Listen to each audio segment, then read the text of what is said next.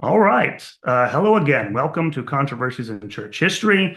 This is the podcast that takes you through all the most interesting and controversial events in the life and history of the Roman Catholic Church. I am your host, Derek Taylor, and we have another interview for you on this podcast with someone I hope you'll enjoy.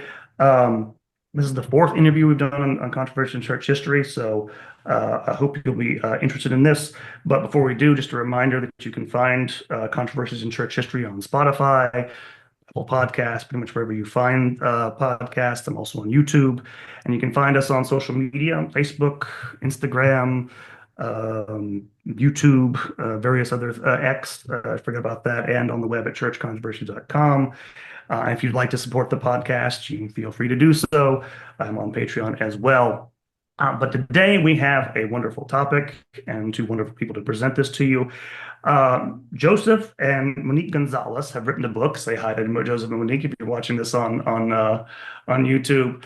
Guadalupe and the Flower World Prophecy: How God Prepared the Americas for the Conversion Before the Lady Appeared. This is about the appearing of Our Lady to Juan Diego in 1531. And I've known Monique and Joseph for several years, and they have been investigating and studying this event for a long time, and they've written a fabulous book about why this event came about why it was sort of parallel to what happened in the ancient world. You think of ancient Greece and Rome with the so-called preparatio evangelica, the preparing of the people in the ancient Roman world for the receiving of the gospel. And he's going to talk a little about this. We're going to ask him a few questions about the book and have him explain to us how this comes about and how the peoples of the New World, the Nahua people, what they're called, he'll explain that as well, were prepared to receive this revelation. So, you guys, welcome. Tell us a little about the Guadalupe event as you write in your book, and literally how God prepared people in the New World, even after, of course, the Spanish conquest, to receive the Christian revelation. Well, thank you, Derek. It's so good to see you again. We've known you for many years, and you were there before the book even Before the got book. Yes, I was. finished Yeah. while we were in the midst of our 14 years of research for this. And well, just to give you a brief overview, the fall of the Aztec Empire, the Mexica Empire happened in 1521. So this event happened 10 years after. I'm not quite sure how much your audience knows about this, but we'll do a quick review. This would have happened on 4 days, December 9th to December 12th, 1531, when Juan Diego was passing Tepeyac Hill, going to, which would have been the center island in Lake Texcoco, taking these various causeways, because the Mexica or Aztec Empire was located in the middle of a lake. So the lake was still there. So he had to pass this hill when he heard all this beautiful birds singing and the celestial music, and it was echoing off the mountains, and All these colors and you know, sounds and music. right. And he actually uses a term. He's speaking Nahuatl. He's a Nahua. That's what unites these people, is the common language. And he says in his native language, "Am I worthy of what I hear?" Which is kind of strange for him to say that, because why would he equate this beautiful place with worthiness? And then secondly, he says, "Could I be in Xochitlalpan, in Tonacatlalpan," which means the flower world paradise. That's just a rough translation of it. But then he says, "The place that my ancestors spoke of in the land of heaven." So it implies that he already knew about this place, right? So anyway, he meets the Virgin Mary, and she says, "I want you to build a church here." He has to go try to convince the bishop. He goes through all these trials, and eventually the bishop asks for a sign, which ends up being these flowers that he gathers on the top of Tepeyac Hill. He puts them in his tilma, or his cloak, takes them to the bishop. He shows them to the bishop, and the famous image of Our Lady of Guadalupe appears on his tilma. So that's just a thumbnail of the actual event itself. But and most people know about the narrative. They know the tilma, the famous image, of course. And they know that after that, 8 to 10 million conversions occurred. But what we are saying is that that is actually the tip of the iceberg. That's, you could almost regard that as part two. Part one is 3,000 years, yes, from 1500 BC to 1500 AD, 3,000 years of preparation. And it has to do with the story itself. It's echoed in these ancient song poems of a singer who's also looking for flowers, who wants to find the flowers, which means truth, so he could gather them in his tilma. I know it seems like we're echoing the Juan Diego story. We're not. We're actually talking about a story An that ancient song poem. predates us by centuries, perhaps even thousands of years. And we are making the case in our book that this is the way in which the Mesoamerican people were prepared for their conversion. So of course there's a lot to it, but that's a quick thumbnail of what we talk about. Thank you. That's excellent. And if you haven't read the book, one of the things you'll find in this is there is a wealth of information in the book about things I didn't understand before I went on the trip with you guys to Mexico years ago. I didn't understand that the Aztecs, that's not a people, that's a confederation of peoples, and they're all united by their language and everything, but they're united by the language, but also this, what you mentioned, the flower world. It is kind of an entire, you use the word myth, you could say that, but like it's an entire cosmology, it's entire like view of the world that's very, very ancient and that predates a lot of things. Predates in some ways the event, but it also, and this is the case you make in here, you make a case that there are these sort of not just there are connections between the flower world and what gets revealed at Tepeyac. There are these connections. There are these sorts of what you'd call preparations that prepare the Nahua people to receive the Christian revelation. Because of course, at first, they've just been conquered. They're not really all that. The Franciscans come there, the rest of the friars come there. But there are these sort of overlaps between the beliefs of the Nahua and the Spanish missionaries when they come. And you mentioned this in your book. This is one of the things in the early chapters I was very fascinated by. You talk about the 4 pillars, and there are 4 pillars of belief. Could you explain what those are and what they are first in the Nahua setting, and then you can connect that in a minute to what the missionaries are. But what are those things, and how do they prepare the Nahua later on to accept that revelation in 1531? Sure, we kind of set it up as a way to understand everything. So these 4 pillars consist of the first pillar, which is we call the transcendental. So it's a way that the ancient Mesoamerican man saw beauty, truth, and goodness, and how they kind of define those things and how they understand it. The second pillar is life after death, the different views and how that changes over time and develops. So that would be the second pillar. The third pillar is concept of divinity and how it eventually develops into an understanding of a one supreme God. And then the fourth pillar is worthiness, this understanding, whether it was in ancient times or up to modern times, how worthiness plays a very strong role in determining who gets to go where. Right. And I would just add to that basically we track those 4 concepts through time, starting in 1500 BC. So, for example, the transcendentals, it really gets narrowed down to the symbol of a 4-petaled flower. It goes into the idea axis mundi, or world axis, which is basically the universe. The universe is portrayed as north, south, east, and west on a kind of X axis, but the connection between Earth and heaven, which would be the flower of paradise, is a Y-axis. So it's a 3-dimensional visual model of actually a way to be able to portray another dimension which lives outside of us. But the reason why it turned into a 4-petaled flower was because it was really through beauty that through beauty on earth, we get a glimpse of eternal beauty, which is so Platonic realism. I mean, we do have Western equivalents to this.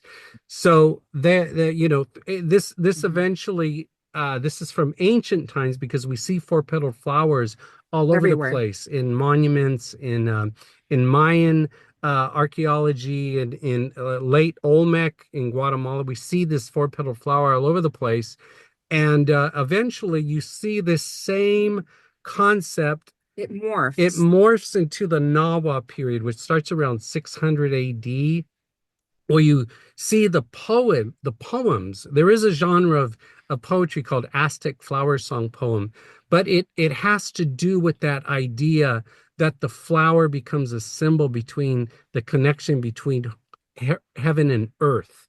And so many of these poems say, I call down the flowers from heaven. I call down my songs.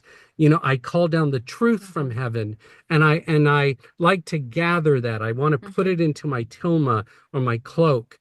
And so we're saying that these concepts eventually, of course, lay the foundation, which is later fulfilled in the Guadalupe story. So we're just touching on one right now. And just to kind of tag team off of what Joseph is saying, this whole concept of the flower is very much wrapped up in this place called Flower World.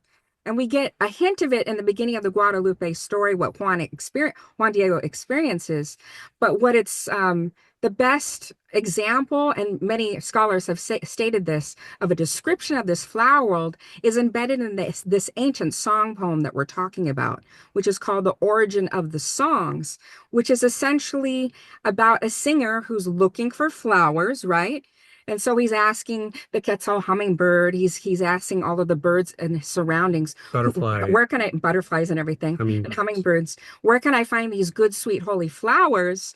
And nobody can really answer him until one hummingbird in particular steps forward and says, I'm going to lead you into this flower world paradise.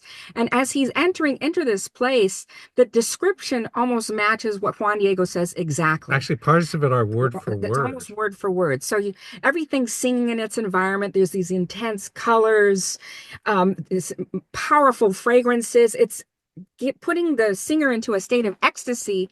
And so he's so enraptured, he wants to gather the flowers in this flower world paradise, this other world dimension, right? And he wants to take them and possess them and carry them back to the earth to share with the lords and princes. So kind of how this whole thing started is Joseph discovered this ancient song poem.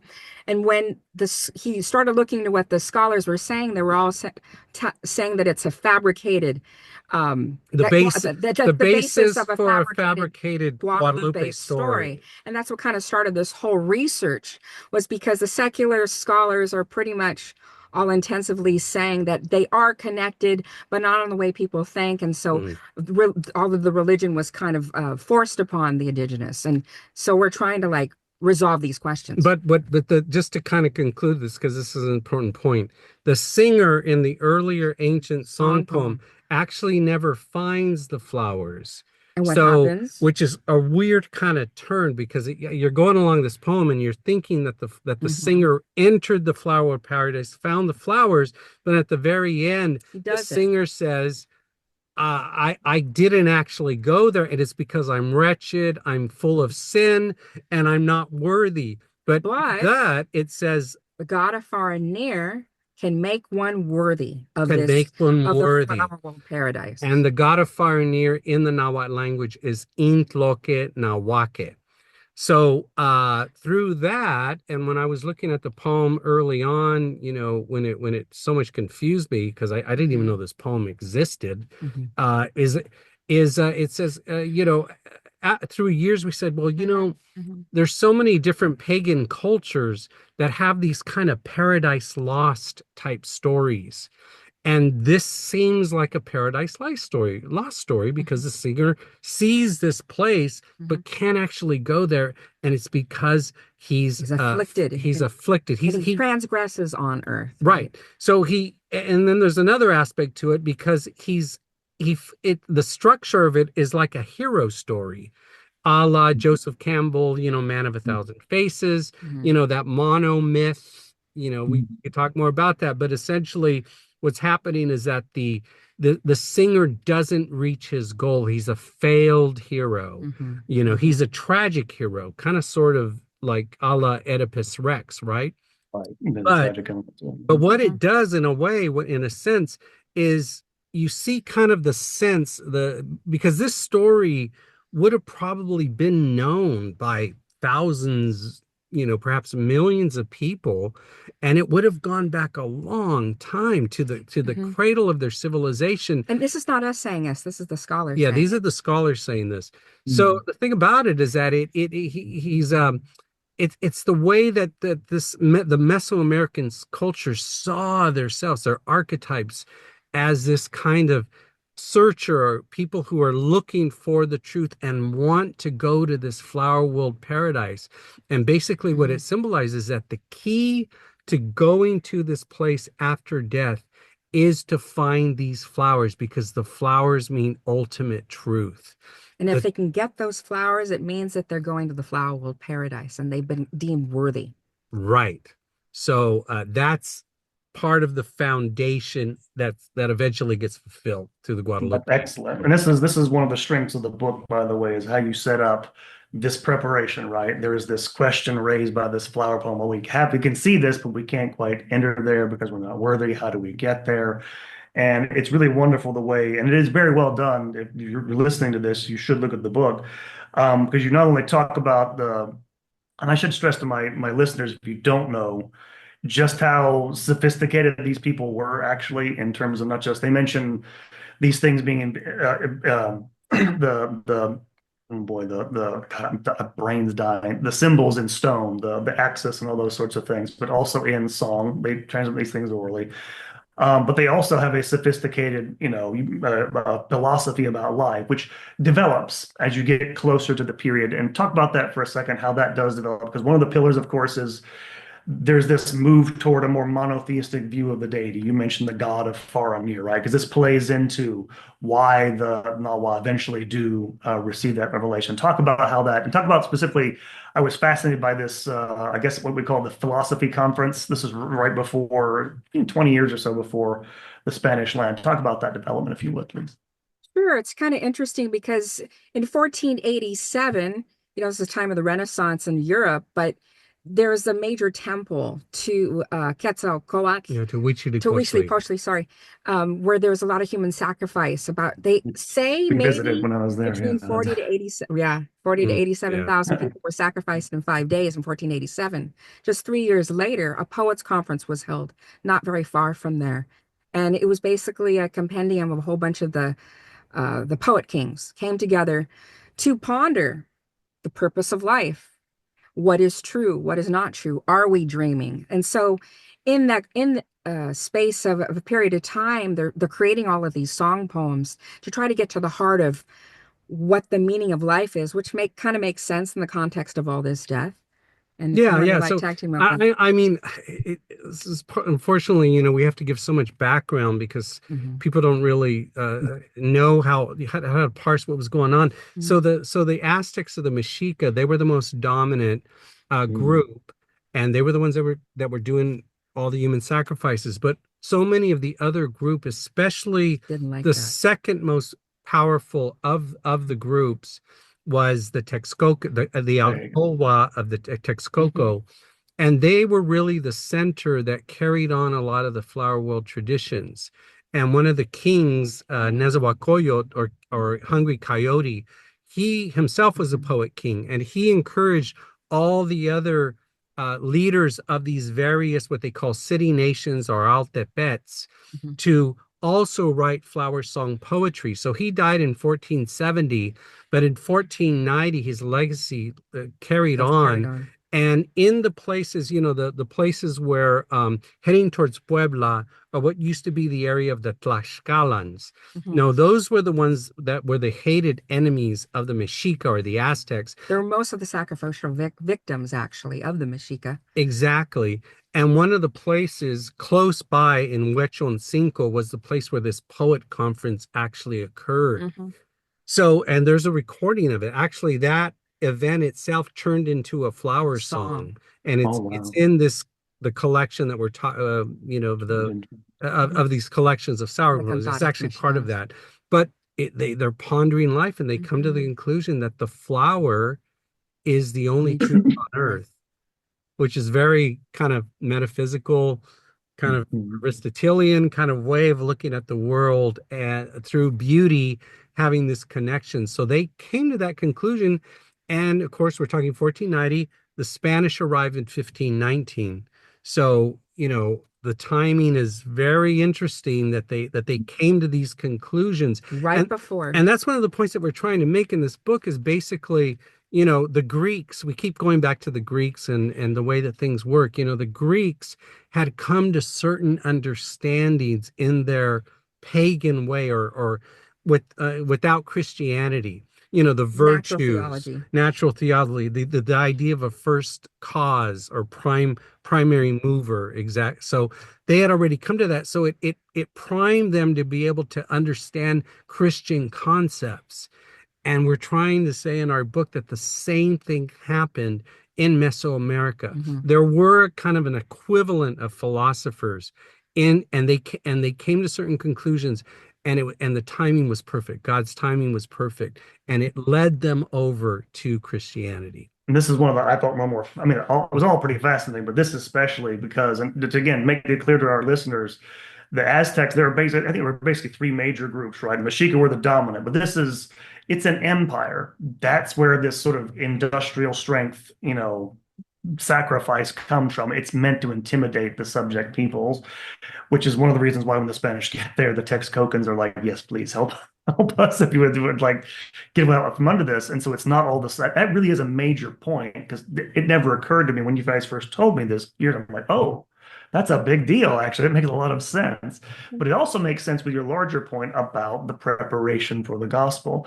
It's even closer than you think. That's just the concepts that the Nahua are thinking through. But the way it happens historically is I don't know. I guess I shouldn't introduce this, but you're not familiar with the concept of the axial age. This is you don't have to worry about this, but there was a thinker who had Carl Jaspers who had this idea that in the ancient world, and he kind of had a chronology which didn't work, but the idea was basically sound that sometimes when there are these, change of empires, when an empire conquers one kingdom, it forces people to reflect spiritually about a lot of stuff, and that's where a lot of these Christianity, that's where Platonic philosophy, right? Athens is defeated, and then you That's get the true. Yeah. Platonic idea. Yeah.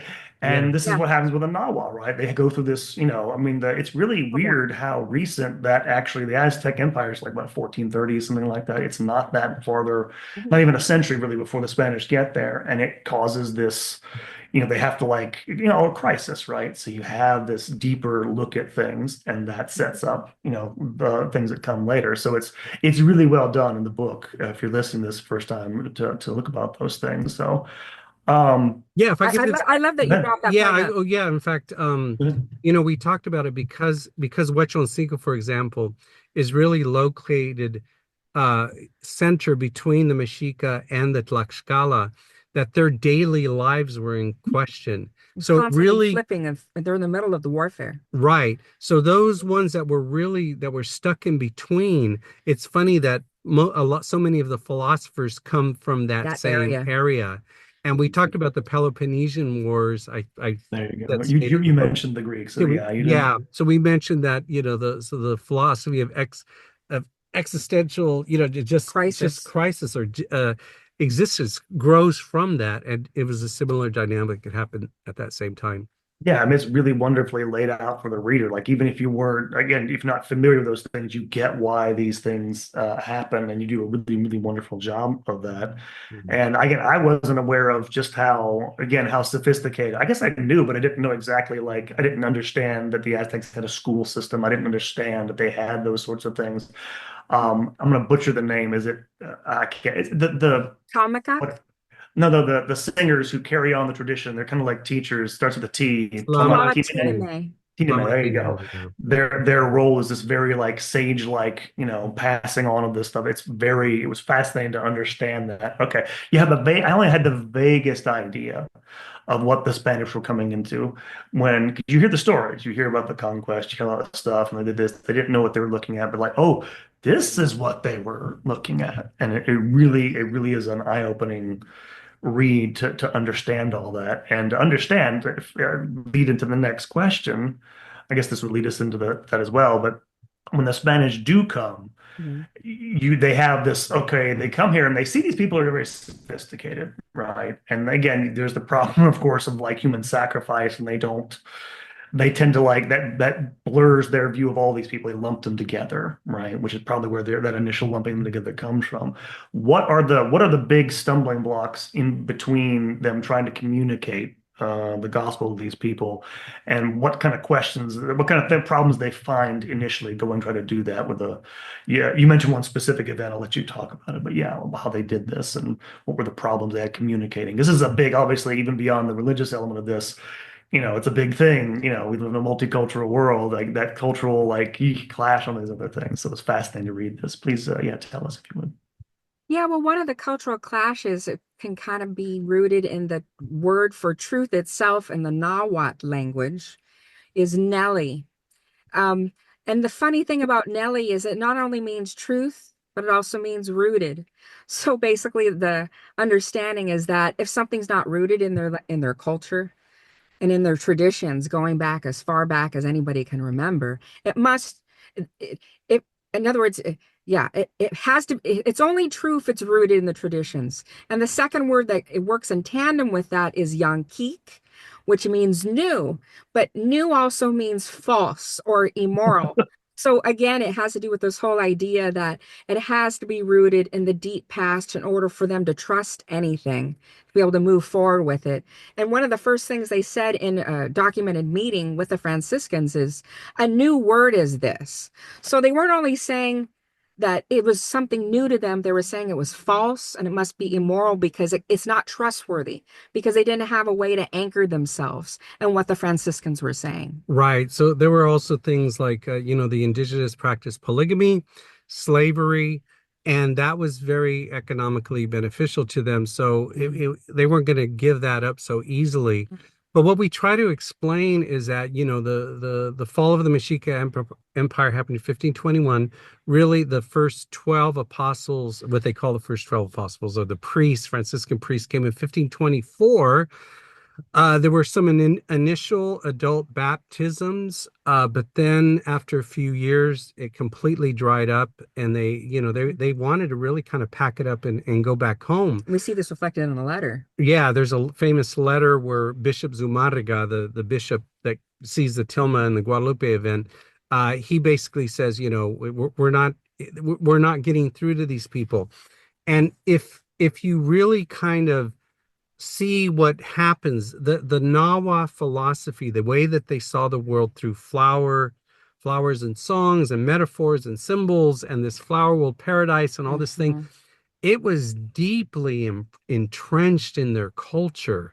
I mean, they used to sing about these flower song poems. Like the Franciscans on record were saying they would go from dawn to dusk. I mean, or throughout the entire night, they were constantly singing when they were working. And so the thing about it, it was deeply entrenched. So in order to ask this culture who had this really embedded philosophy to accept Christianity, it seems it was like two worlds that were completely apart.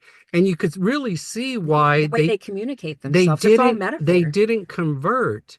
And that's one of the points that we make in our book, is that, how could this story of Juan Diego and getting the flowers and all this other stuff, how could that cause this sophisticated people? It doesn't make much sense. There has to be more to the story. And there is. We haven't actually laid it out, but the part one that I was alluding to has to do with flower world, which you see kind of in ancient Mesoamerica. But the flower song poems is a study. It's called Nahua philosophy. It's a real thing. Academics write books and papers and spend all this time. So that was embedded in the culture, and it was far away from Christianity. But as we see the Guadalupe story or event, the entire thing, it bridges all these concepts so beautifully, so tenderly, Throughout and the whole story, it throughout the does. whole story, and gently kind of leads the Nahua people. I should say, well, gently, but it's in an It's very clear for intrusive, them. right? But it does it on their own terms. It's something Yes. that's actually rooted in their culture. It's not false, and it just provides these Yeah. bridges, which is Yeah. really beautiful. Yeah, their metaphors, their symbols, it's all there. This is what I found really fascinating about this book when you talk about how they're the people who well again I can't remember the name of the singers. Tlamatinime. These singers, they're the one, they're like sages, and they express the larger truth of their culture. They do their philosophy in this, almost oral way, this symbolic way. It seems to me one of the problems the friars have is I mean, you do have that in Christian culture, but they're more like technicians. They do the science of theology, and it's this very technical language. It's not metaphorical, and it's one of the real problems they have of like, the communication, because they're like they hear all these symbols because you have this wonderful like symbolism you can explain really well with the Nahua, right? And this because we do as well, but I think that it kind of like in the especially these, and I didn't know this about the Spanish, how influenced they were by Renaissance humanism, right? That would also Right. make them, very, sort of precious Dialectic. about words and sort of like, yeah, it's this very like abstract academic thing where it's more, like you said, grounded or rooted in the way the Nahua understand the world. It literally has to come out of these things, and they just don't get it at first. And it's kind of like it's frustrating when you read it. It's like you should be able to, you should have that, but they don't quite. It's almost like those sorts of things. Like a poet is a specialized occupation in the West by that point. It's not like everybody sings in the whole world. It's a very interesting like contrast. And it says something that, because again, one of the controversies is about the Spanish and their attitudes toward the native peoples. It does say something. They did actually record these things eventually. They did actually try. And it wasn't the popular images. They just went in there and like hacked people to death and burned all their, and that sort of thing. So it was a really fascinating to see that and how they eventually they did try to. Well, I said they did it. They did it after, of course, God intervened first. So tell Yes. us, walk us through about because this is like literally, how they bridge the gap. This is why the people converted. So just talk about the effect of this and what happened and everything, just briefly.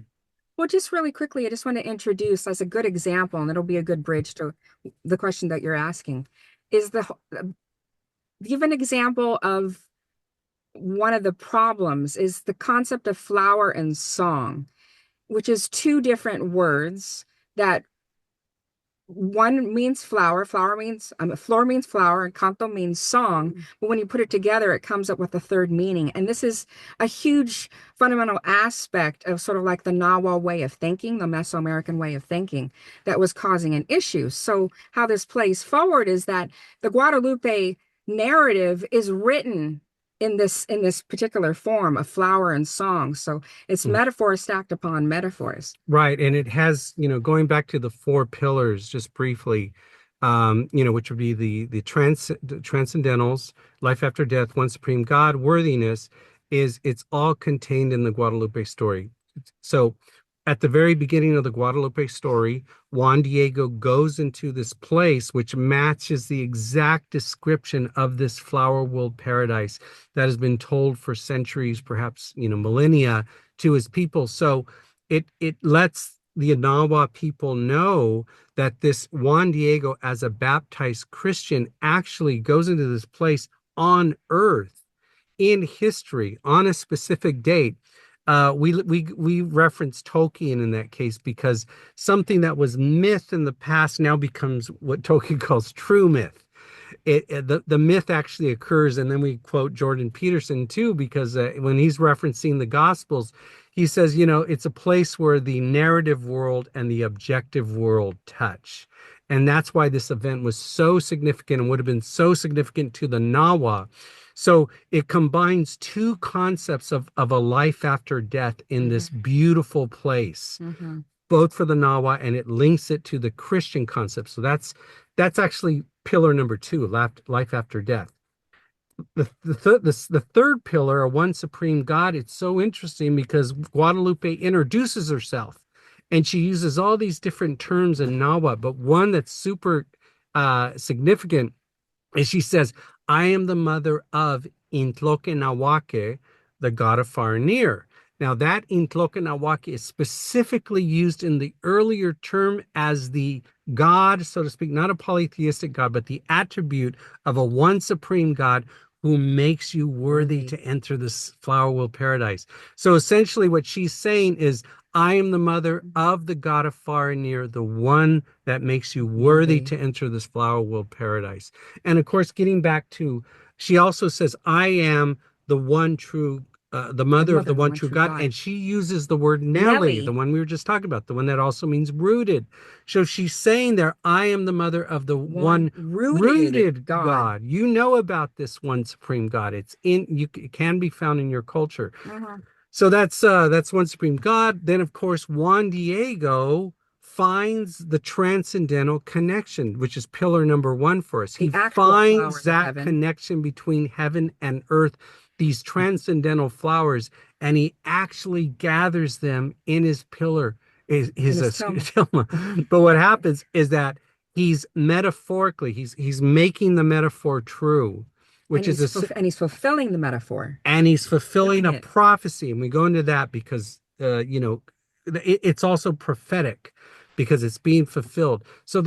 And then the flowers, because he found the flowers, he basically found the key to how to have eternity in this beautiful flower world paradise. So there's so many layers and things and deep meaning behind this story. It's not just a simple little fairy tale of, Juan Diego gathering up the flowers and then everybody converts. It's deep. I mean, and it goes way back into their culture. And of course, so Juan Diego as a baptized Christian, that's the key. That would have been possibly the primary message of the story.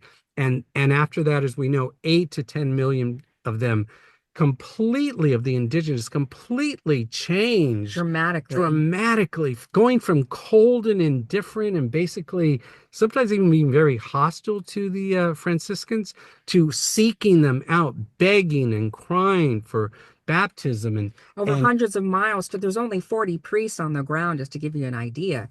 So to be able to find a priest, they had to travel quite a distance in order to find them. And the Franciscans were baptizing thousands a day. I mean, the accounts are incredible. So there was a huge about face going on here, and we're saying it was because God had implanted all these ideas in their culture, and they became bridges to allow them to be able to convert. And it would have been, you mentioned this, and again, it comes back to that. This story would have traveled really quickly just because people would record it orally. So you mentioned there are songs about this, right? This is the same. It's a continuation of the tradition, but now it's been it's been fulfilled. Like literally, it's been historically fulfilled. Like the archetype has an historical reality now for these people, and it's this really amazing sort of. You said it's a fulfillment of a prophecy. I was glad you mentioned things like the Sibylline prophecies and stuff like this, and the Greco-Roman culture, because there is that early Christians make that connection really easy, really early on and stuff like this. And there are a lot of other, I mean, this is the thing about the Guadalupe event. I hadn't thought about this, but because I've been recently doing recent episodes, I've been doing things like the origins of the veneration of icons, the origins of the cult of the saints, I haven't finished it yet. I'll get it out soon. Origins of the veneration of relics, right? One of the things that happens in the Guadalupe story is you have the flowers, which is extraordinary, right? These roses that come from Spain or whatever, they show up in Mexico City. But the tilma, right, with the image, there's a tradition, of course, going back to ancient Christianity of, I get this term right, it's a Greek term, archairopoetos. That means not made by hands. Miraculous images not made by hands. And so the fact that this is it is almost like the coming together of those two traditions, literally physically, like in the flowers, in the tilma. And so it is this kind of amazing confluence of events. And just really, really interesting the way you set that up. And I had to ask about this because this is, you mentioned, you hinted at this earlier. This is in the introduction to your book, and you mentioned this stuff about, because you read John Bierhorst, and I actually knew who John Bierhorst was, oddly enough. Hey, I, I was in the local library one day when I was in high school, not in the school library, but the local county library, and I was looking for, I don't know what I was looking for, but I found that he did an edition of these, like, it was like four, what do you get, four Native American myths or something like that. I was interested in myths. I went and looked at these things, and they were kind of interesting. And I remembered that name. You mentioned him because in the beginning of the book, you mentioned how this is one of the ways people cast doubt on things like this is, well, like I remember, what I remember from later period is, I remember Thomas Paine wrote Common Sense and helped start the American Revolution, wrote a book called The Age of Reason, in which he says that, well, because ISIS, she had the pictures of ISIS holding a baby. Therefore, those pictures of the Virgin Mary holding a baby are I'm like, which right. is the silliest, like, the idea that, like, a woman holding her child is the most common, common thing you could get into any sort of artwork, but it must somehow disproves this because there are commonalities between them. This is the thing that's weird, is that you would think that it'd be obvious that religions, even if, okay, we believe Christ revealed the truth to us, right? But there can be some commonalities with other human religions that would be natural. And yet they use this as this, it's like, it's a very strange thing. And I'm glad you addressed that in the book. And I think this is very convincing. What you've set up here is the point, is that this idea that there are these points of contact, right? There are these things. It's not like the Nahua, what they believe was totally alien to Christianity, but they weren't even aware of that. It was hard. It was hard for both of them to see that, right? Because people's cultures are unique and different and everything. But I'd gone through the same thing in my own life. You mentioned that, like, it really hits you the first time because you don't know anything, and so some scholar says something, it's like, oh my God, is that really, you get all like worked up about it. Okay. But it was, I mean, it actually was a good thing. Is what made me go into graduate school and studying all that stuff. And after a while, you learn the game. You learn this is just a way of, like, casting. It's not like it doesn't prove anything almost. So I was very glad you did that in the book. Um, a couple of last questions, and we'll get you wrapped up here. I mean, just a question about that. This is about you guys. You mentioned some of this before we started the interview, but how has your book and your thesis been received by Catholic audiences? You've been touring now a little while. What's the reception been like? Overall, it's been great. I mean, a common comment we get is, why didn't I ever hear about this before? Yeah. How Yeah, come, well, how come it not takes a many? lot of, you guys had to do a lot of work for this, and it's a lot of specialized knowledge you had to dig into, because it's not, I met, not for our mutual friend Ezekiel Steer, I would not have known the word Nahua or what that. Hmm. Yeah. I knew nothing about that. I think for a lot of Americans, they have in their minds, well, American Catholics, but Americans, Native Americans, they have this vague whatever, and there's no specificity to it in our minds. That was my And here, experience. yeah, like, you're like, I didn't oh, know anything till I started this. nothing. And so I'm glad it has been received. What would you, well, let me just to finish up here. Why do you think, what's the most important thing you think Catholics should know about the Guadalupe event? And why knowing about this is fruitful for them, for their lives, spiritual and otherwise? I mean, well, just right off the bat, I'm not quite sure if this helps people spiritually. Probably does, but I think people it talk would. about, evangelical preparation or divine revelation, and we talk about the Old Testament and the New Testament. And but even before this, we read where people would say, well, there has never been any sort of revelation in the In the Americas Americas. or any kind of preparation. And we Just kind of say, well, well, I don't think so, but it really kind of says that, God did something very special here too. That he prepared the indigenous people, and basically, we say if he did it then, well, he was, why is he not at work today? Why can't we really be saying that God is not active in our lives or in history? And wanting regardless of how chaotic the circumstances might seem, his providence is still very much at work. exactly. And so that's one of our big messages. God is in control of history is what, how we say it. Yeah, exactly. Of course, there's so much darkness going on right now. There seems to be a big return to paganism. And actually Guadalupe is on the forefront of that. Actually. Really? Yeah. Yeah, we Yeah. bring up examples of it. But this is fat. I had not. Wow. I would not have guessed that when we went there I went there, everyone. I went there. It's a wonderful. It was. I admit, I did not. I had never thought about going. I'm very glad I did. So tell me what's going on that this should be. Is this what's going on? I know there are lots of big bad things going on, like people burning churches and stuff like this everywhere in North America. But what's the Mhm. Well, kind of what we've been discovering and researching is learning that a lot of, and just to give for your listeners some context, like most of the popular movies and TVs, over half of them, the highest rated shows, have paranormal and occult themes, just to start off with.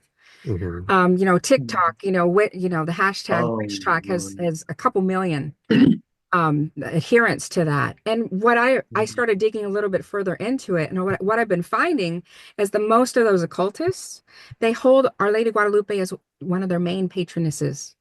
And the main one in the Americas. So they're building altars to Our Lady of Guadalupe, completely removed from any Christianity.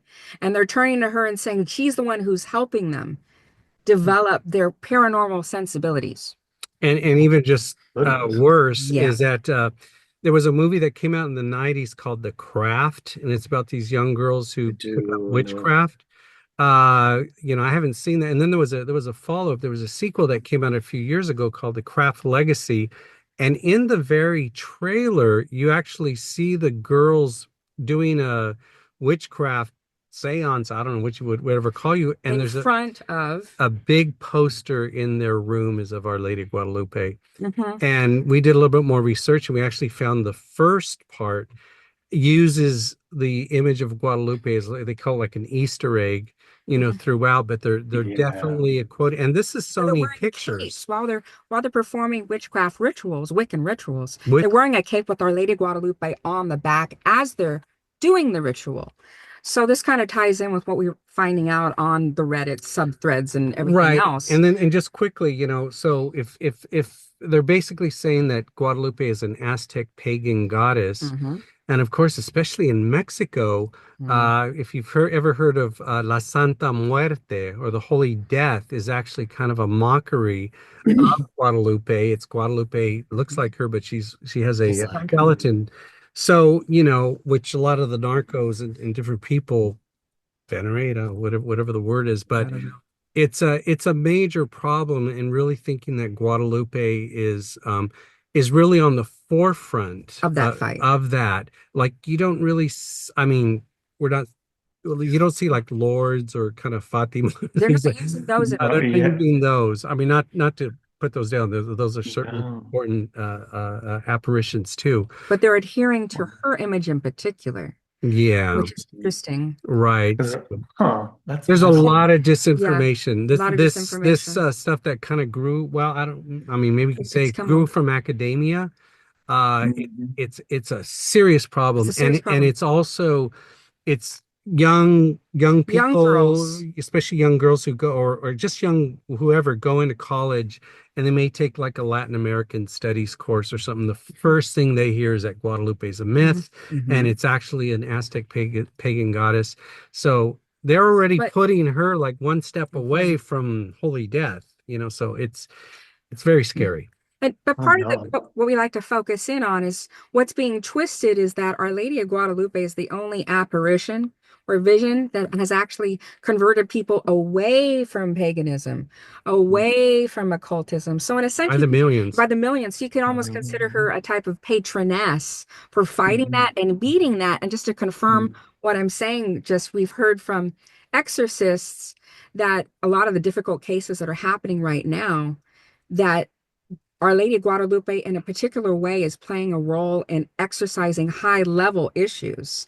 When she shows up, it's game over, and the demons are kicked out, and they're crediting her with being able to liberate tons of people. that makes, again, having seen the image itself, that makes sense to me because it kind of like the actual, see the image is like, that was a striking thing for me. I'm not normally, Hmm. like I say, I am moved by those sorts of things, but I was not moved like that. It was very striking. Like you can, whatever it is that it puts out, you can see what people would want to try to subvert that. Like it's very clear, and they tend to latch on to that. And Mhm. it's something. And again, this goes. We mentioned disinformation. This is something that a lot of this stuff gets online. People run with it too. This is the same thing that people, the persistent myth that like Easter is a pagan holiday. This is all nonsense. But like Mm. new atheist types spread these kind of silly ideas 10, 15 years ago. But a lot of it does come out of academia, people just using their positions to I Again, like to think unfortunate. I like to think of them as like Satan's useful idiots, but I don't think Yeah. they're actually, a lot of them are idiots is the problem. But Mm.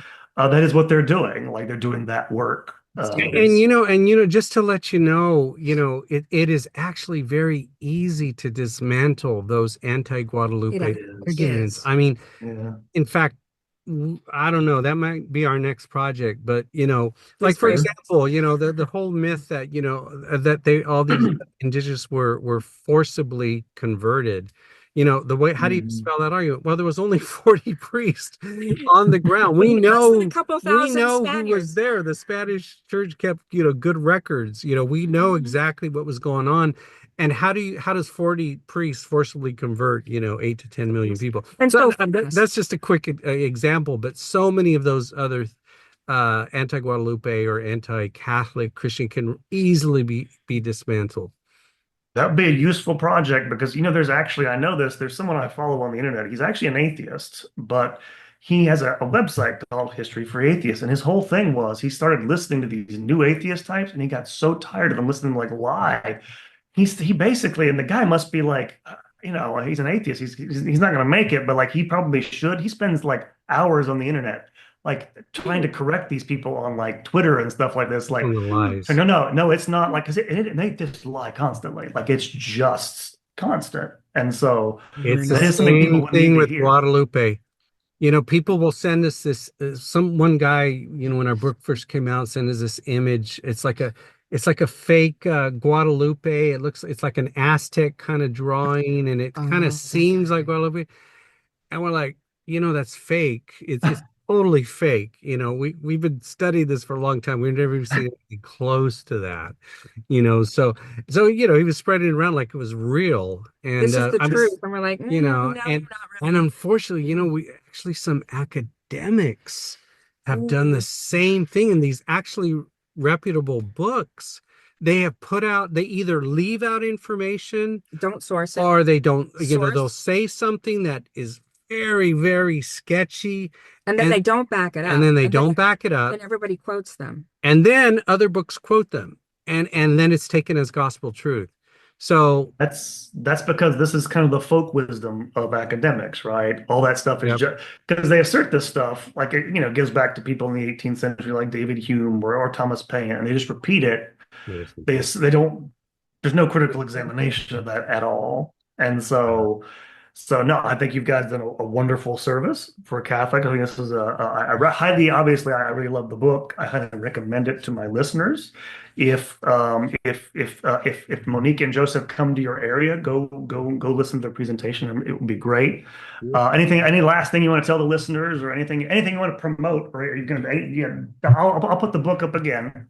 Here's the book, Sophia Institute Press. So it's a nice book. You should go get it. Anything you would like to promote? Anything you're doing in the future you want to like let people know about? Well, we're going to be out in let's see, Washington in November, Wisconsin in October, Arizona in December. We're doing 3 We're going pilgrimages but this year. for the Excellent. details, you can go to GuadalupeFlowerWorldProphecy.com, and we're going to have everything on there. So again, that's GuadalupeFlowerWorldProphecy.com. We'll have the dates on there. If you want to come out or if you want us to come out to your local area, you can contact Yeah, us. you could. Yeah, Yeah. yeah. It shows how to do that. So yeah, everything's there. We keep a blog. photos. We're in Rhode Island right now. Well, we're actually in This is Massachusetts. at the moment. We were in Kansas City. We're going to be in Mexico City in another month or so. And We're leading so, pilgrimages. it's a lot of fun for us. I mean, Yeah. we love this stuff, and we love talking about it, and we love explaining it. And yeah, well, that's it. It just works out best. Just go to our website. Oh, and contact us. Please. Leave your email. You could get on our email list. And because I worked 27 years in Hollywood as a film and TV composer, and of course Monique worked with us too. We might start a production company. We might try to start countering these misinformation. We might write another book. So There's a lot of stuff on coming. defending Guadalupe. So there's some projects.